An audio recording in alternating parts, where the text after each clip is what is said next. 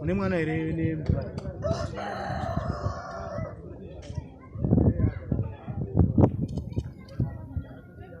chii chamakazowana muchifamba makubatsirwa chachakonzera kuti munge muchishimba manhengo dzenyu. Munhu akagadzirwa nemurume akamira akaora. Ndizipe ipa panika murume akamira njira kamukadzi.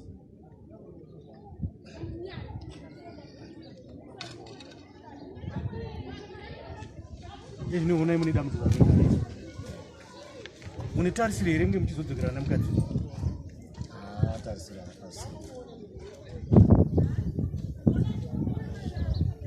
Makamutsanangurira here dambudziko ramuinaro ende uye mamutsanangurira akakupai mhinduro yekuti kudii?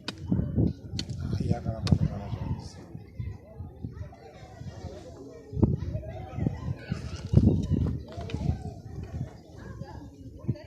Mambe muchitaura imwe kuti ari kupa mashoko ekuti iwo yaembvise pfuma.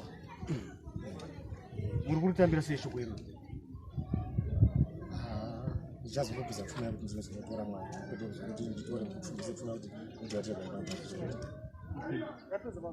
unopa yambiro yekuti kudii kune vamwe varume vakaita seni akanangana nenyaya yekuiswa nyoka iko? Ine ndinopa yambiro kune varume kuti ngatichenjere vakazi kutora vatongodhonga madhodha asi ngatiziva nhoroondo dzavo mangwana tikuchemana kusvika pakufa ngodhongana murikotika mbava kutozati akatora mbava atogara naye akati vasakana murodi kufa nhasi chai 2 days matororana mangwana kunozochema. Tinotenda mukoma.